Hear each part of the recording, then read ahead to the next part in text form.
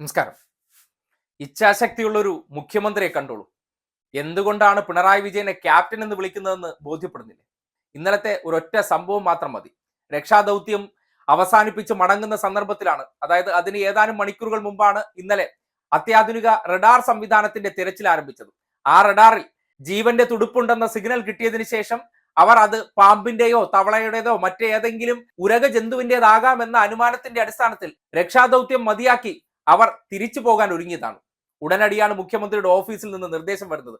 അങ്ങനെ നിർത്താൻ പറ്റില്ല, അങ്ങനെ ജീവന്റെ തുടുപ്പ് കണ്ടെത്തിയിട്ടുണ്ടെങ്കിൽ അവിടെ പരിശോധിച്ച് ആ ജീവൻ അതിനടിയിൽ ഉണ്ടെങ്കിൽ രക്ഷപ്പെടുത്തിയേ മതിയാകൂ എന്നുള്ള കർശന നിർദ്ദേശം. ഷുരൂരിൽ നമ്മൾ കണ്ടതാണ്. ഒരു മലയാളിയുടെ ജീവന് വേണ്ടി എത്രമാത്രം മുറവിളി ഈ നാട്ടിൽ നിന്ന് ഉയർന്നു എന്നും ഏറ്റവും ഒടുവിൽ ലോറിയുമില്ല, വ്യക്തിയുമില്ല, ഇങ്ങനെ ഒരു സംഭവം നടന്നിട്ടുണ്ടോ എന്നിപ്പോ സംശയം തോന്നുന്ന രീതിയിലാണ് കാര്യങ്ങൾ. പരിശോധന അവസാനിപ്പിച്ച് പൊടിയും തട്ടി പോവുകയും ചെയ്തു. അർജുൻ എന്ന ഒരു മലയാളി വിസ്മൃതിയിൽ ആണ്ടു പോവുകയാണ്. അതും അന്യ സംസ്ഥാനത്ത് നടന്നൊരു സംഭവമായതുകൊണ്ട്. പക്ഷെ നമ്മുടെ നാട്ടിലേക്ക് നോക്കൂ, അങ്ങനെ ഒരു വിട്ടുവീഴ്ചയ്ക്കും തയ്യാറല്ല.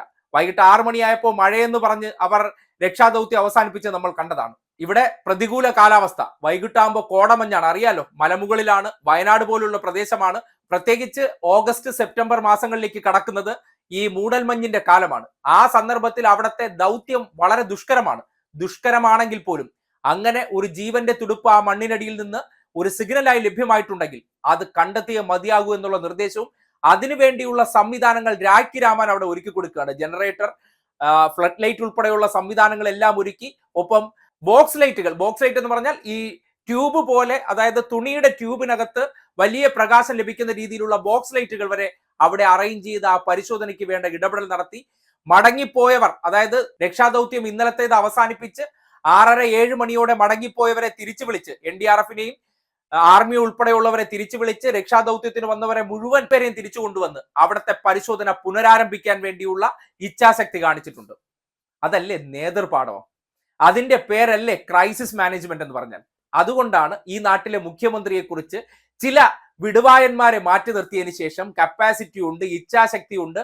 നേരത്തെ 2 പ്രളയങ്ങൾ വന്നപ്പോൾ ഡാമുകൾ നിറഞ്ഞ് കവിഞ്ഞൊഴുകിയ സന്ദർഭത്തിൽ അതിന്റെ മുകളിലൂടെ ബോട്ടിറക്കി ഈ നാടിനെ നയിച്ചവനാണ്. അതിന്റെ ഒരു കപ്പാസിറ്റി ഇന്നലെയും കാണിച്ചു. എന്താണ് നേതൃപാടവമെന്നും എന്താണ് ഒരാളുടെ ലീഡർഷിപ്പ് ക്വാളിറ്റി എന്നും ഇന്നലെ കൃത്യമായി ബോധ്യപ്പെടുകയാണ്. വേണമെങ്കിൽ നാളെ അന്വേഷിക്കാം, നാളെ വീണ്ടും ഇത് പരിശോധിച്ചതിന് ശേഷം റഡാറിന്റെ സിഗ്നൽ ഉണ്ടെങ്കിൽ ആ പ്രദേശത്ത് പരിശോധന നടത്താമെന്നാണ് രക്ഷാദൗത്യം പറഞ്ഞത്.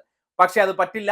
അങ്ങനെ ഇത്രയും മണിക്കൂറുകൾ പാഴാക്കിയാൽ നാളെ രാവിലെ തിരച്ചിൽ പുനരാരംഭിക്കുമ്പോൾ അവിടെ സിഗ്നൽ ഇല്ലെങ്കിൽ, ഇന്നലെ അവിടെ നിന്ന് ഉയർന്നത് ഒരു മനുഷ്യന്റെ ശ്വസനമായിരുന്നെങ്കിൽ, ആ ഒരു രക്ഷാദൗത്യം അവസാനിപ്പിച്ച് മടങ്ങിപ്പോയെങ്കിൽ ഇത്രയും പ്രവർത്തനങ്ങൾ ചെയ്തതെല്ലാം വിഫലമാകില്ലായിരുന്നു.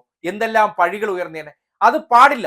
രക്ഷാദൗത്യത്തിന് വേണ്ടി പോയെങ്കിൽ ഒരു ദുരന്തബാധിത മേഖലയിൽ ഒരു ജീവന്റെ തുടുപ്പെങ്കിലും അവിടെ അവശേഷിക്കുന്നുണ്ടെങ്കിൽ 4-ാം ദിവസമെങ്കിൽ 4-ാം ദിവസം അത് കണ്ടെത്തിയേ മതിയാകൂ. അത് മിണ്ടാപ്രാണിയുടേത് കൂടിയാണെങ്കിൽ അതിനും വിട്ടുവീഴ്ച ചെയ്യേണ്ട. അത് പരിശോധിക്കാനുള്ള നിർദ്ദേശം പോകുമ്പോൾ അത് ഈ നാട്ടിൽ ഒരു ഭരണാധികാരിയുടെ ക്വാളിറ്റിയെ തന്നെയാണ് തുറന്നു കാട്ടുന്നത്. നിങ്ങൾ കുറെ സംഘികൾ ഇതിനെയൊക്കെ പരിഹസിക്കുന്നുണ്ടെങ്കിലും ഒരു ചുക്കും ഇല്ലെന്നേ കാണുന്നവർക്ക് ബോധ്യപ്പെടും, ദുരന്തമുഖത്ത് നിൽക്കുന്നവർക്ക് ബോധ്യപ്പെടും. ഇന്നലെ മാധ്യമങ്ങൾ അവർ തന്നെ അറിയാതെ പറഞ്ഞു പോയിട്ടുണ്ട് മാതൃകാപരമായിട്ടുള്ള ഇടപെടൽ എന്ന്. അതെ, മാതൃകാപരമായിട്ടുള്ള ഇടപെടൽ തന്നെയാണ്. അതുകൊണ്ട് തന്നെയാണ് നിങ്ങൾ കെ എന്ന് പറഞ്ഞ് ആക്ഷേപിക്കുന്ന ആ കേരളത്തിലെ ഭരണകൂടവും, അത് വേണമെങ്കിൽ നിങ്ങൾ KB എന്ന് വിളിച്ചോളൂ, ഭരണകൂടം, ആ ഭരണകൂടവും എന്തുകൊണ്ടും വ്യത്യസ്തമാകുന്നത്, അല്ലെങ്കിൽ കേരളത്തിന്റെ സ്വന്തം പിണറായി KP എന്ന് വിളിച്ചോളൂ, കേരള പിണറായി ഒരു വ്യത്യസ്തനാകുന്നത് എന്തുകൊണ്ടെന്ന് പറഞ്ഞാൽ ഇത്തരം നിലപാടുകൾ കൊണ്ടും ഇത്തരം തീരുമാനങ്ങൾ എടുക്കാനുള്ള ആർജവം കൊണ്ടും അതൊട്ടും വൈകാതെ വളരെ പെട്ടെന്ന് തന്നെ തീരുമാനമെടുത്ത് നടപ്പാക്കാനുള്ള നേതൃപാടവം തന്നെയാണ് ആ വ്യക്തിയെ വ്യത്യസ്തനാക്കുന്നതും അദ്ദേഹത്തിന്റെ കഴിവിനെ ജനം അംഗീകരിക്കാൻ അവസരമുണ്ടാക്കിയതും. അതിനെ മറികടക്കാനാണല്ലോ പല തരത്തിലുള്ള നാടകങ്ങളും ഇല്ലാ കഥകളും. അതല്ലേ നമ്മുടെ CMDRFനെ ഇപ്പൊ ഇവർ കൊണ്ടുപിടിച്ച പ്രചരണങ്ങളൊക്കെ നടത്തുന്നത്.